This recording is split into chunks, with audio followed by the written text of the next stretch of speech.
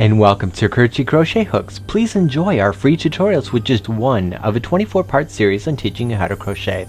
Subscribe to start receiving our 24 courses that are delivered to your email inbox every few days. By the time you're done, you'll know the ins and outs of crochet. And don't forget to follow us on Facebook and Twitter. So now let's get crocheting with Curtsy. And welcome back to the Curtsy Crochet Hook program. This is lesson number 12, and now in the next few lessons between 12 and 15 I'm going to be showing you how to play with the posts. And the posts are the stuff in between all of the stitches, and I want to show you exactly what you need to look for.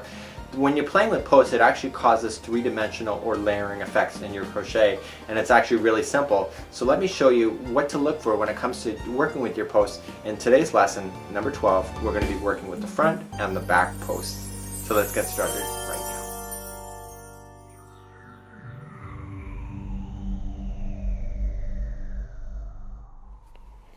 In today's tutorial, we're going to review the back and the front posts. I'm also going to tell you about the back and the front loops. We're actually going to do both of these at the same time. So let's begin to explain to you what the loops are. So usually when we've been going into a stitch, I've told you that there's two strings usually in a stitch. Well, those are actually called loops. Okay, so when it tells you to go into a stitch, it's actually telling you to go into both of them at one time, which is what we've been doing up until now. Usually now when there's a pattern that says front or back loop double crochet, then what's happening is that they only want you to go into one or the other. They don't want you to go into both. So for example, let's work our way up, double crocheting. We're going to chain 3. Okay, and it's telling you in the pattern to go to the front loop double crochet. So what we want to do is that we want to wrap, and instead of going into the regular stitch as normal, we just want to pop it so that it gets the front one off only, and we want to double crochet. Okay, so let's do that again. So going in, and you can see the stretch. When you get to one loop or another, it actually causes a significant difference of stretch, and depending on the pattern, that's desirable. So that is the front loop double crochet. Okay, so in the next one they're saying go into the back loop double crochet, and it could also be back loop single crochet, half double crochet, triple crochet, it doesn't matter. So what you want to just do is just bend it towards you, and instead of grabbing the front one, we just want to go into the back only. Okay, so that's going to be a difference. So it causes the actual material to appear different as well. So it's actually a great feature for designing. If you're looking for something unusual. And you can see just by doing what I've done is that I've almost created a three-dimensional look. These stitches look more in front and these ones look more in behind. And so this is the front and the back loops. So you can practice a little bit with that. Using in some of the hat patterns that I've actually done online is that I say go into the front loops or the back loops, and depending on what it was. So let's move along, and I'll show you exactly what the front and the back posts are.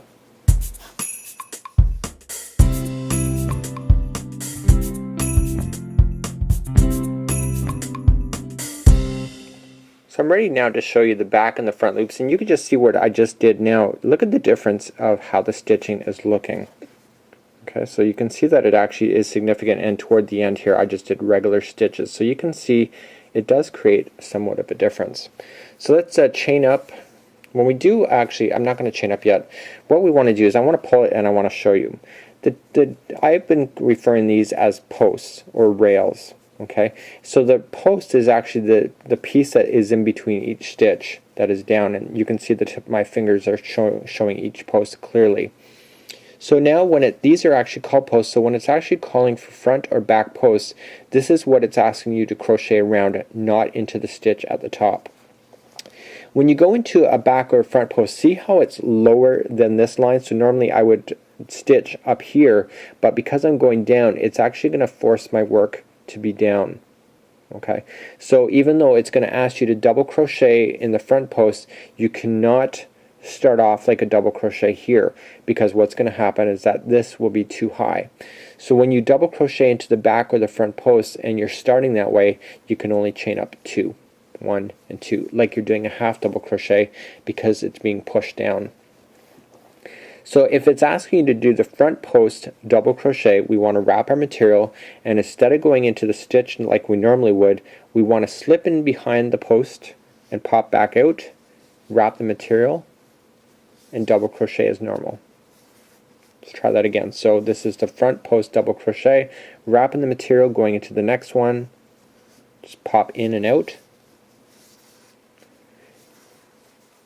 Okay, let's try that again. So wrapping in,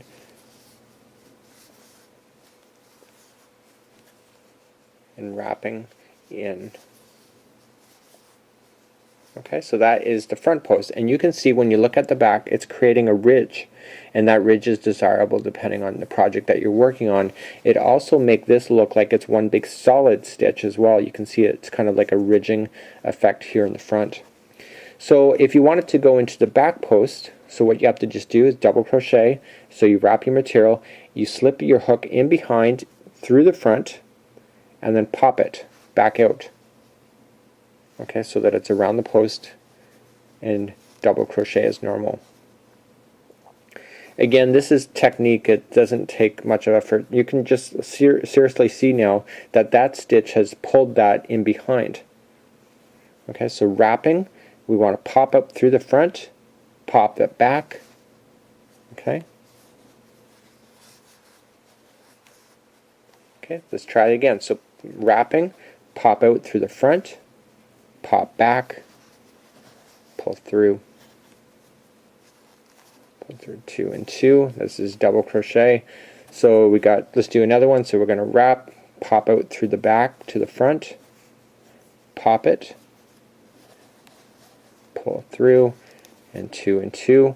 So let's begin to review. Front again is that we want to wrap it, go in through the front, pop, just like so, wrap.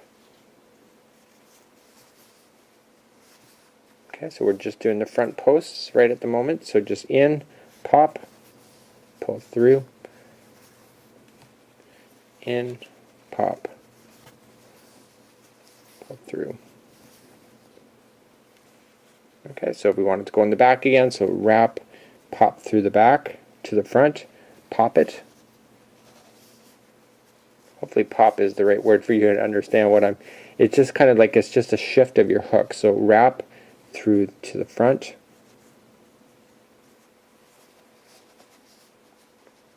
so I've kind of you're kind of seeing that you're kind of bending the material in front of you. So when you look back with what you've done is that you can see that there's a three-dimensional look to your project, just like so.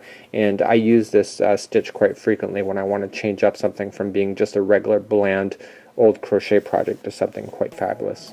So that was lesson number 12 of the Curtsy Crochet Hook program, and we were reviewing front and back posts. Now that you got that in your brain, you can actually start thinking, how more three-dimensional can you make it?